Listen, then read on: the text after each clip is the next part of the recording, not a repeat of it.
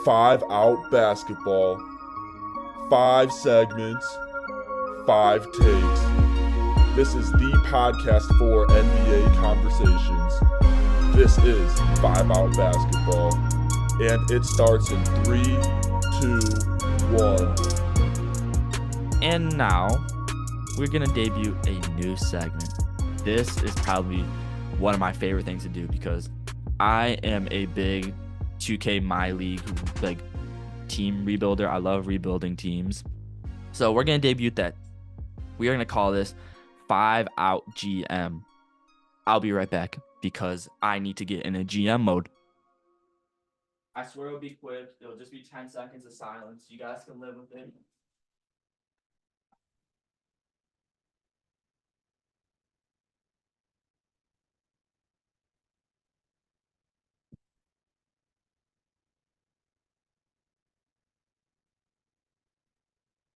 Let me get my GM jacket on. Does it match with the green? Not at all. But when you're in GM mode, you need to have a blazer on. So the blazer's on. We're going to rebuild a team. So, Joey, how is this different from a team breakdown? Let me break it down for you. For a team breakdown, we kind of talk about how the team's doing now. Can they compete in the playoffs? Do they need to do a rebuild? Blah, blah, blah, blah, blah. It's kind of similar to that, but what's different is I'm gonna tell you, or Everton when he comes back, we're gonna tell you the moves they need to make. Like we're gonna make the trades, the draft picks, the free agency things. Like that's what the difference is here's how we're doing the rebuild, not should they rebuild. It's just like if we were in the GM shoes, here's the moves we're making. So that's the big difference. And I love doing rebuilds so much. It's so much fun. I'm a loser. I'm sorry. I need to touch grass. But we're not touching grass today. Instead, we are traveling to Atlanta to look at the Atlanta Hawks. Them and the Bulls are the most mid teams in the NBA. And it's time for the Hawks to stop being mid. The Hawks, it's been a couple of games, so I don't have the exact record, but at the time when I did this rebuild, they were 29 and 36 and 10th in the East. Trae Young has a finger injury. Jalen Johnson, ankle injury. Onyeka Okongwu, foot injury. Sadiq Bey, torn ACL. The season is over for the Hawks, and it's just another disappointing season. Because if you look at how they've been since they drafted Trae Young in 2018, 2019, that season they finished 12th. The year after that, 14th. The year after that, they finished 5th, but made it all the way to the Eastern Conference Finals, which is very impressive. But then they finished 8th with a first round exit and 7th with a first round exit. Outside of that one season, the Hawks have just been stuck in an eternity of mid. And you don't want to be in mid forever. They're 174 and 211 in their past 385 games. They're 5th in points per game this season, but 28th in point per game allowed. It's not here for the Hawks right now. And I know you have Trae Young, like you have star players, but it's not winning right now. And you need to tear it apart because currently, heading into the 2024-2025 free agency, you are negative $45.7 million in debt. You can't make any moves. You're stuck with this team and it's mid. Do you want to be stuck with this forever? No, I really hope not. So we are rebuilding the Atlanta Hawks today. The Hawks currently have picks 10 and 20. And let me rebuild the Atlanta Hawks. My goal for this rebuild is I want to commit to the rebuild. We're not going to stick to the eternity of mid anymore. I want to cut the cap debt because if you're this far in debt, you're never going to be able to bring in free agents ever. And you're going to always have to rely on the draft, which is a way to win, but is it the best way to win? No, you want to have multiple options on how you could commit to a better team. And there is 3 players I want to build around. DeJounte Murray, Jalen Johnson, and Onyeka Okongwu. Notice how I did not say Trae Young in that.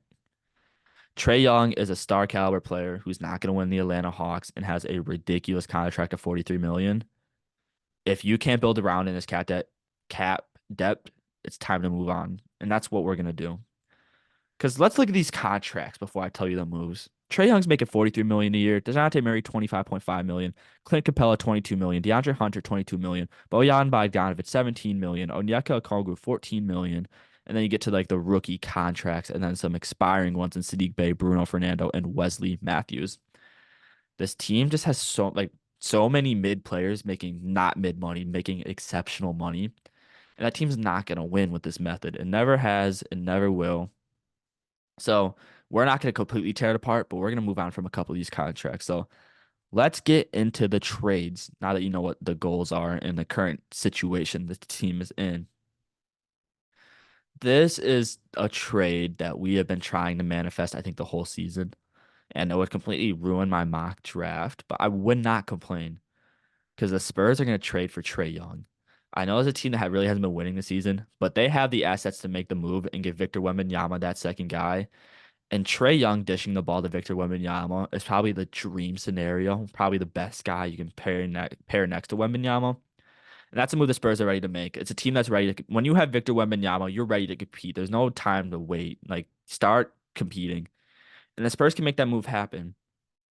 And if I am the Atlanta Hawks, I am getting Devin Vassell, Jeremy Sohan, their first round pick this year, which is going to be the third pick. I want a 2024. I want the Lakers second round pick this year. I want our pick because the Spurs have the Hawks pick next year. I want our pick back, and then I want a 2026 second pick back. If you are to make the trade with the Spurs, please, for the love of God, do not get Keldon Johnson. Keldon Johnson is literally DeAndre Hunter, and you don't want to pay Keldon Johnson, DeAndre Hunter, 50 million a season just to be okay or good at everything. You need a player that can be great at something. And Devin Vassell is a fantastic scorer. Devin Vassell's gonna get the ball in the back of the net. And Jeremy Sohan's a menace on a good deal. So in this trade, our Hawks are gonna get two young assets and they're gonna get the two young assets, the third pick, and their own pick back. So even when you're bad next year, you're not wasting it. And then the Spurs are gonna get their star player next to Wembanyama, and we managed to cut $9 million out of this, which is huge. That's literally a 25th of the debt we're currently in. So I think it's a win all around. And you get a top three pick and Devin Vassell. I think that's great, and you have draft capital for the future. Now, there's a lot more cap I want to get rid of, but unfortunately, I want to keep this somewhat realistic. Like it's not gonna be like I mean, anything's possible in the NBA, but it's not like 2K where I could trade everybody and suddenly the Hawks have like 50 million in cap space to work with a free agency. I can only trade so many contracts in one season. So the other one I'm going to trade is Bojan Bogdanovic, not the oldest guy in the world, but the guy can shoot, and the Orlando Magic need shooting badly. So the Magic have a lot of contracts expire. So they're in a little bit of a debt right now, but a lot of the contracts are expiring right now. So they will have cap space to work with us off season. So they're just gonna give us Jet Howard and a 2026 first round pick. It's really this goal of this trade is just the Magic to get rid of an older guy who has a lot of money. So the Magic are gonna get their shooter, and the Hawks are gonna get a first round pick and cut $12 million. So in two trades, we managed to cut $21 million. I think that's good for the Hawks. That's really what you want to do because you get rid of that debt and you're going to let the free agents Sadiq Bey, Bruno Fernando, and Wesley Matthews walk. I love to keep Sadiq Bey, but when you're on a contract, you're interior ACL, you got to go to free agency, unfortunately. That's just the game we're in. And those contracts don't really affect the cap space, but you don't want to add more debt onto it. So we managed to cut $21 million. That's a win. And, we managed to get draft picks and young assets, which are going to help this team out. But now we get to draft day. We got to make these picks work out. So that's why with the third pick, we're going to take Reed Shepherd. I think Reed Shepherd is a dream fit for DeJounte Murray. DeJounte Murray can finally be his point. He should be a point guard. He's not a shooting guard. So they're finally going to get their point guard. And Reed Shepherd is a guy who can be off the ball, who's going to score you threes, and is going to be a fantastic defender next to DeJounte Murray because Murray's defense has arguably regressed since he's gotten to the Hawks. You're going to get the best defender in the draft who's going to score threes. And even when DeJounte Murray's having an off night, Reed Shepherd can be on the ball and play those point guard minutes and get playmaking going. I think this would be an awesome fit for the Hawks because Reed Shepherd has just been incredible this year. He's been awesome. I love that pick. And then at 10, we're going to take everybody's least favorite player in the draft. And that's to be Kyle Filipowski. Kyle Filipowski is a big that can stretch the floor. I think it's the dream fit next to Onyeka and Kongu. You have two giants, but one of them's going to stay in the paint while one of them can stretch the floor. So this would be a fantastic scheme fit for each other. And he can still defend in the paint. So that's awesome. And then pick 7. Wow. Pick 20. I don't know where in the world I got 7 from. And he takes Stephon Castle, who has the Joey LeMaster stamp of approval. It's just going to be great guard scoring off the bench. Because with this roster we have going right now, there's not really guard depth going. So you get Stephon Castle in there, give him some minutes a game. And you have some guy who's going to be that spark guy off the bench who's going to make those highlight dunks and be a great defender. So the draft picks are Reed Shepard, Kyle Filipowski, and Stefan Castle. And then a free agency, it's not going to be active because, again, you have no money. But you're going to let Sadiq Bey walk. You're going to let Bruno Fernando walk. And you're going to let Wesley Matthews walk. And you're going to sign Chris Dunn. Chris Dunn's going to be on a veteran minimum contract, but he's just a great defender to have off the bench. And when the teams are allowing a lot of points, you just get Chris Dunn in there, and he's just going to be a menace. I think it'd be an awesome fit for the Hawks. It's really going to be the only free agent addition you're going to make, though. And so let's look at the moves that we made this offseason. You've lost out on Trae Young, which has been your star guy, but it's just time to move on. You got to let him win some championships. It's not going to happen in Atlanta, and you can still get a return, which can help you take the next step. Trae Young's gone. Bogdanovich is gone. Sadiq Bey's gone. Bruno Fernando's gone. And Wesley Matthews is gone. A lot of players, but you got rid of a lot of cap. So in return, you got Devin Vassell, Jeremy Sohan, Reed Shepard, Kyle Filipowski, Stefan Castle, Jet Howard, and Chris Dunn. So many young players that are going to help you take the next step. They may need a year to, figure it out, but come the 2025-2026 season, you have a core that you can make things work with. And I think that's the goal with the Hawks, because let's look at this roster you could throw out for your 2024-2025 season. You have DeJounte Murray at the 1, Reed Shepard at the 2, Devin Vassell at the 3, Jalen Johnson at the 4, and Onyeka Okongwu at the 5. I think it's a great young lineup. Like DeJounte Murray would be like the number one guy, but you pair him with Reed Shepard, and Reed Shepard's the great fit. And then you have Devin Vassell with the score. You pair him with Jalen Johnson, great fit for each other. And then Onyeka Okongwu to just be a menace in the paint. I think it's a fantastic starting 5. And like again, you're not getting the championship right away. You could arguably sneak into the play-in, but you have a young roster that's going to keep developing and will be legit. And then off the bench, you have DeAndre Hunter, Kyle Filipowski, Jeremy Sohan, Clint Capella, which I know is crazy for a bench. I'll explain that in 30-ish seconds. Chris Dunn, Stefan Castle. I mean, it's a solid bench. Can't really complain though, because you're not winning a championship. The goal is not to win a championship in year 1, so there's going to be some flaws. And let's talk about them, because yeah, you cut like 21 million in debt, but you're still minus 20 million in debt still. And so you still have guys like Clint Capella and DeAndre Hunter. Their table contracts are still on the roster.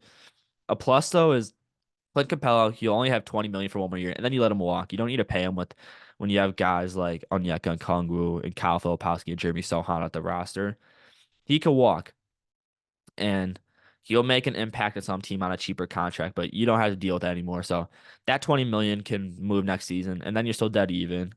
And DeAndre Hunter's contract sucks. Like it's gonna be a hard one to move when he's making 22 million a season. He's not like exceptional at anything. If you can move that next offseason, that'd be incredible. I just don't think you can move 3 gigantic contracts in the same offseason. I think that's incredibly hard to do. So if I could do that, I would. But again, I want to keep this somewhat realistic. I'm not trying to completely 2K it. And then another con is lack of guard depth, as I was explaining earlier. But you can fix this. It's just you're not fixing it right off the bat. And if Stefan Castle can develop into the guy I think he is, you may not even need to worry about this, because he can be your explosive 6-man, and then you just got to find a shooting guard. But the pros, you finally committed to the rebuild while still having stars you can build your team around. You're not like in a Washington Wizards situation where you're completely screwed. The guys you want to build around are still there. You just got to do more trades and work in free agency. And you cut 21 million from the debt with the Trae Youngs and Bojan Bogdanovich trades. So overall, let me know your guys' thoughts, because there's a Hawks team I'd be a big fan of next season, because the potential is clearly there. They just need another offseason to work with. I think rather than just taking no steps and standing in the middle, you're taking a step backwards, but then the season after that, you'll take 2 steps forwards. That's how I view this team. And I think that's the direction the Hawks need to commit in, because being stuck in the eternity of mid is the worst thing in the world, and I don't wish this upon anybody. So if the Hawks don't want to be mid, it's time to move on. Thank you so much for tuning into this segment of the 5 Out Podcast. I am Joey LeMaster, and me and Everton are so thankful for your guys' support. If you want to keep supporting us, please check out the full podcast on Spotify and follow our TikTok account. Both of those will be in the bio, and make sure to leave a like and stay smooth.